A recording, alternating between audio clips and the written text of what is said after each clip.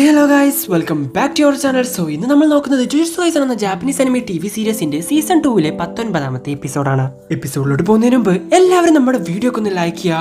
1K ലൈക്കാണ് നമ്മുടെ target. So കാണുന്നവരെല്ലാവരും ഇപ്പൊ തന്നെ ലൈക്ക് ബട്ടൺ ഒന്ന് ക്ലിക്ക് ചെയ്യുക. നമുക്ക് നോക്കാം എത്ര പെട്ടെന്ന് 1K ലൈക്ക് ആവുമെന്ന്.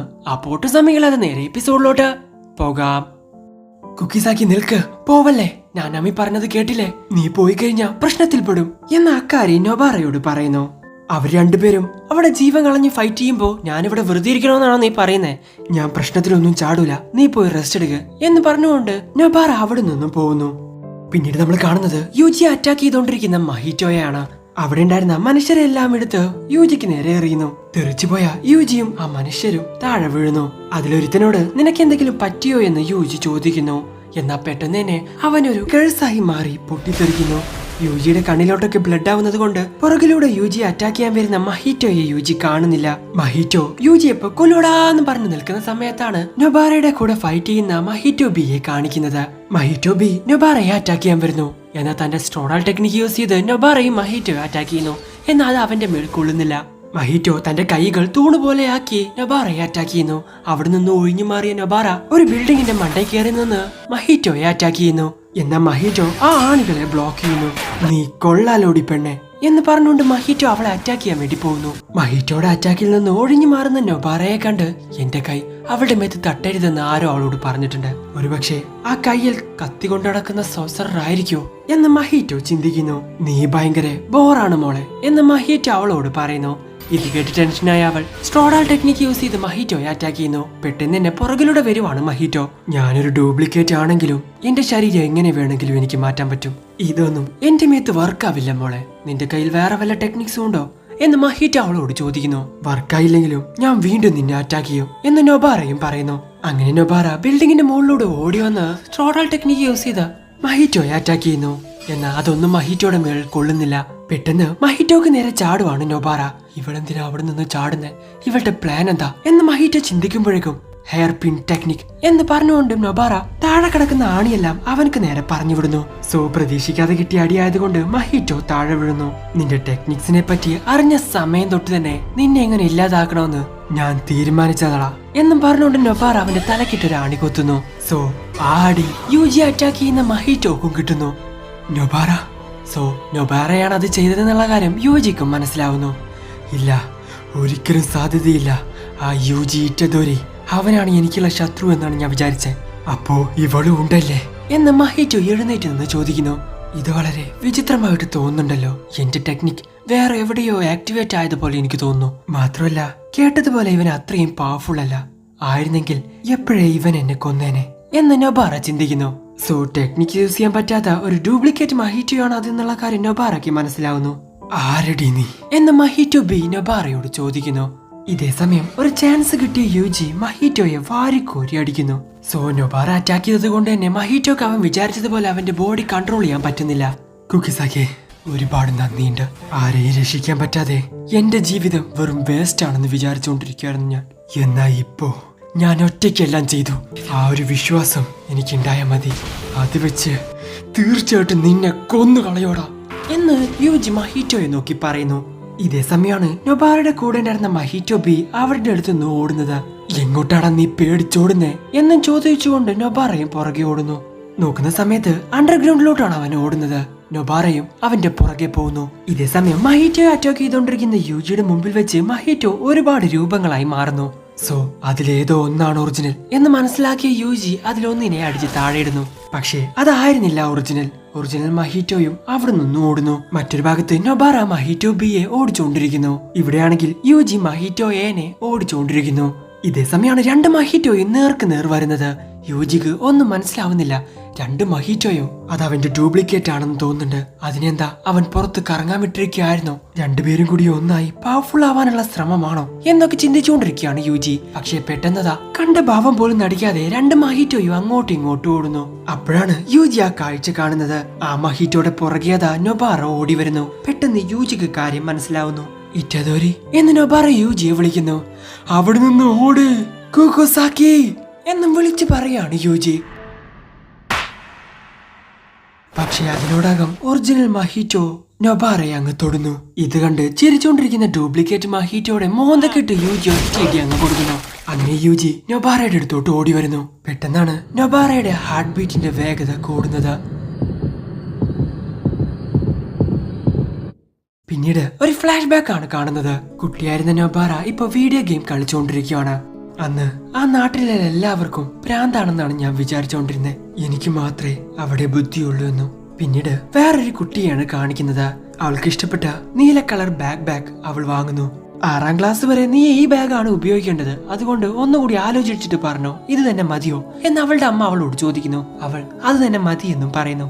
ഞാൻ എലിമെന്ററി സ്കൂളിൽ പഠിക്കുന്ന സമയത്താണ് ഇങ്ങോട്ട് മാറി വന്നത്. എന്റെ ഫ്രണ്ട്സിനെയൊക്കെ വിട്ട് വരാൻ എനിക്ക് ഒരിക്കലും താല്പര്യം ഉണ്ടായിരുന്നില്ല. എന്നാലും മനസ്സില്ലാ മനസ്സോടെ ഞാൻ ഇങ്ങോട്ട് വന്നു. ഞാനിപ്പോ പഠിക്കുന്ന സ്കൂളില് 19 സ്റ്റുഡൻസ് ആണുള്ളത്.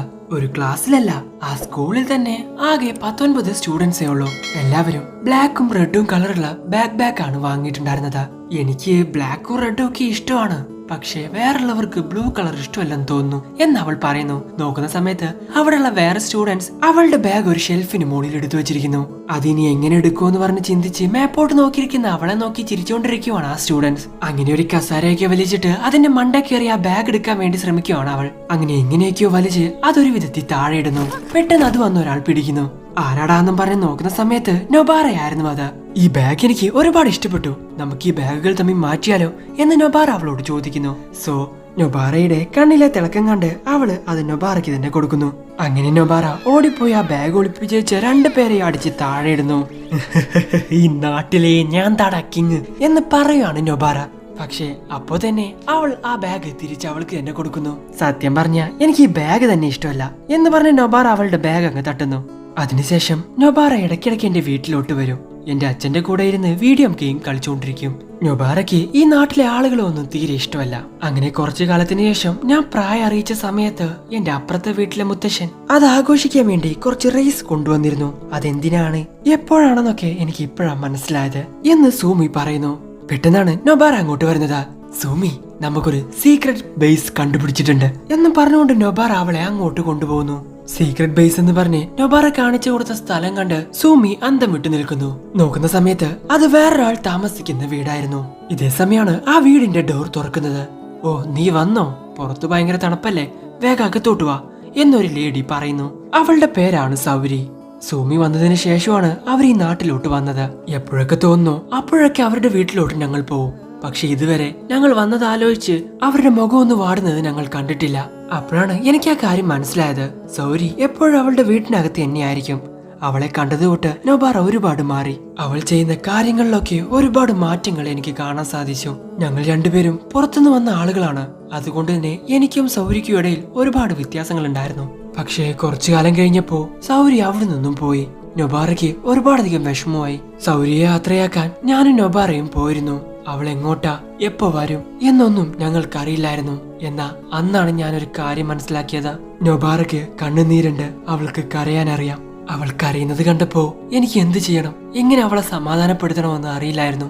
കാലങ്ങൾ ഒരുപാട് കടന്നുപോയി. ഈ വർഷം ജൂൺ മാസം നൊബാറ ഹൈസ്കൂളിൽ ചേരാൻ വേണ്ടി ടോക്കിയോയിലോട്ട് പോവാണെന്ന് എന്നോട് പറഞ്ഞു. അങ്ങനെ നൊബാറയ്ക്ക് ടോക്കിയോയിലോട്ട് പോവാനുള്ള ട്രെയിൻ എത്തുന്നു. അത്രയുള്ളൂ, ഇനി ഈ നാട്ടിലോട്ട് ഒരിക്കലും ഞാൻ തിരിച്ചു വരില്ല. അതുകൊണ്ട് പെട്ടെന്ന് തന്നെ നീയും ഈ ട്രെയിനിൽ കയറി അങ്ങോട്ട് വരണം എന്ന് നൊബാറ അവളോട് പറയുന്നു. എന്നെ പിരിയുന്ന സമയത്ത് അവൾ കരയുമെന്ന് ഞാൻ പ്രതീക്ഷിച്ചത് വെറുതെയായി. അവസാനമായിട്ട് അവൾ കരയുന്നത് കണ്ടത് സൗരി പോകുന്ന സമയത്താണ്. പിന്നീട് ഞങ്ങൾ രണ്ടുപേരും സൗരിയെ പറ്റി സംസാരിച്ചിട്ടില്ല. ട്രെയിനിൽ കയറിയ നൊബാറ തിരിഞ്ഞു നിന്നുകൊണ്ട് അവളോട് പറയുന്നു, തീർച്ചയായിട്ടും കണ്ടുമുട്ടും. തന്റെ ആത്മാർത്ഥ സുഹൃത്തിനെ പിരിഞ്ഞു പോകുന്ന വേദന നൊബാറയുടെ ഉള്ളിലുമുണ്ട്. അവളുടെ കണ്ണിൽ നിന്നൊക്കെ വെള്ളം വരുന്നു. ഇത് കണ്ട് സൂമിയുടെ കണ്ണിൽ നിന്നും വെള്ളം വരുന്നു. തന്റെ ആത്മാർത്ഥ സുഹൃത്ത് തന്നെ തനിച്ചാക്കിക്കൊണ്ട് ആ ട്രെയിനിൽ പോകുന്നത് നോക്കി നിൽക്കുവാണ് സൂമി.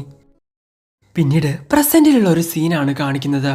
ഒരു ഓഫീസിലിരുന്ന് ഓവർ ടൈം ജോലി ചെയ്തുകൊണ്ടിരിക്കുകയാണ് സൗരി. സൗരി, ഒരുപാട് നേരമായില്ലേ, നീ റെസ്റ്റ് ഒന്നും എടുക്കുന്നില്ലേ എന്നൊരു ലേഡി വന്ന് ചോദിക്കുന്നു. ഇതൊക്കെ ഇന്ന് സബ്മിറ്റ് ചെയ്യേണ്ട പ്രൊജക്റ്റ് ആയിരുന്നു, എന്തായാലും ഇത് ഇന്ന് തന്നെ തീർത്ത് നാളെ രാവിലെ തന്നെ കൊടുക്കണം എന്ന് സൗരി പറയുന്നു. ഷിബുയായില് എന്തോ വലിയ തീവ്രവാദി സംഘടനയൊക്കെ വന്ന് അറ്റാക്ക് ചെയ്യേണ്ടെന്ന് തോന്നുന്നു. വലിയ കാര്യങ്ങളാണ് അവിടെ നടക്കുന്നത് എന്നാൽ ലേഡി സൗരിയോട് പറയുന്നു. നിങ്ങളെന്താ ഇപ്പോഴും കല്യാണം കഴിക്കാണ്ടിരിക്കുന്നേ എന്ന് സൗരി അവരോട് ചോദിക്കുന്നു. നീ എന്താ പെട്ടെന്ന് ഇങ്ങനെയൊക്കെ ചോദിക്കുന്നേ എന്നാൽ ലേഡി തിരിച്ചു ചോദിക്കുന്നു. അങ്ങനെയൊന്നുമില്ല, പെട്ടെന്ന് എനിക്കത് ചോദിക്കണമെന്ന് തോന്നി ഞാൻ ചോദിച്ചു എന്ന് പറയുവാണ് സൗരി. എന്റെ മിഡിൽ സ്കൂളിൽ സെക്കൻഡ് ഇയറിൽ പഠിക്കുന്ന സമയത്ത് ഒരാഗ്രഹം ഇല്ലാണ്ടാണ് ഞാൻ ഇങ്ങോട്ട് വന്നത്. ഓ, അച്ഛനും അമ്മയും കാരണമാണോ എന്നാൽ ലേഡി സഹോദരിയോട് ചോദിക്കുന്നു. അതല്ല, എന്റെ അമ്മയ്ക്ക് ഈ ഓർഗാനിസവും ഈ പ്രിച്വലിസവും ഒക്കെ ഭയങ്കര ഇഷ്ടമാണ്. അതുകൊണ്ടാണ് ഞാൻ ഇങ്ങോട്ട് വന്നത്. ഞാൻ ആ നാട്ടിലെ 2 കുട്ടികളെ കണ്ടു. എന്നെക്കാൾ 7 വയസ്സ് ചെറുതാണവർ. അതിൽ നൊബാറ എന്ന് പറയുന്ന ഒരുത്തിക്ക് എന്നെ ഒരുപാട് ഇഷ്ടമാണ്. എപ്പോഴും എന്റെ കൂടെ തന്നെ ഉണ്ടാവും. എന്റെ ഫാമിലിയില് ഞാൻ ഒരേ ഒരു പെണ്ണായതുകൊണ്ട് അവൾ എന്റെ കൂടെ ഇരിക്കുമ്പോൾ എന്റെ ഒരു കൊച്ചു അനിയത്തിയെ പോലെ ഞാൻ അവളെ നോക്കിയിരുന്നു. ഒരു ചേച്ചി ചെയ്യേണ്ട എല്ലാ കാര്യങ്ങളും ഞാൻ അവൾക്ക് വേണ്ടി ചെയ്തിരുന്നു. പക്ഷേ ഞാൻ ഇങ്ങോട്ട് വരുന്ന സമയത്ത് അവൾ ഒരുപാടധികം വിഷമിച്ചു, ഒരുപാടധികം കരഞ്ഞു. എന്റെ ഒരു കോണ്ടാക്ട് ഡീറ്റെയിൽസും ഞാൻ അവർക്ക് കൊടുത്തില്ല. ഇടയ്ക്കൊക്കെ അത് ആലോചിച്ച് ഞാൻ ഒരുപാടധികം സങ്കടപ്പെടാറുണ്ട്. ഇപ്പോഴുള്ള എന്നെ കണ്ട അവരെങ്ങനെ ഫീൽ ചെയ്യുമെന്ന് എനിക്ക് അറിയില്ല. അവരെവിടെ എന്ത് ചെയ്തുകൊണ്ടിരിക്കുകയാണെന്ന് എനിക്ക് അറിയണം. ആ നാട്ടിലുണ്ടായിരുന്ന എല്ലാവരും ശരിയായ ഭ്രാന്തന്മാരായിരുന്നു. ഒരുത്തിന് പോലും ബുദ്ധി ഉണ്ടായിരുന്നില്ല. ഉറക്കെ സംസാരിക്കുന്ന അവർ വലിയ ആളുകളാണെന്നാണ് അവർ വിചാരിക്കുന്നത്. കാരണം മറ്റുള്ളവരെ അടക്കിയിരുത്താൻ അത് സഹായിക്കുമല്ലോ. അതുകൊണ്ടാണ് അവർക്കൊക്കെ ഭ്രാന്താണെന്ന് ഞാൻ വിചാരിച്ചുകൊണ്ടിരുന്നത്.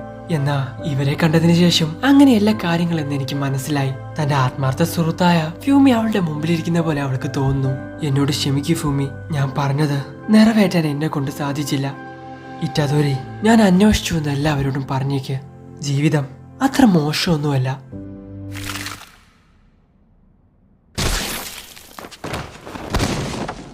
താഴെ കിടക്കുന്ന നൊബാറയെ തന്നെ നോക്കി നിൽക്കുവാണ് യൂജി. കുക്കുസാക്കി എന്ന് യൂജി വിളിക്കുന്നു.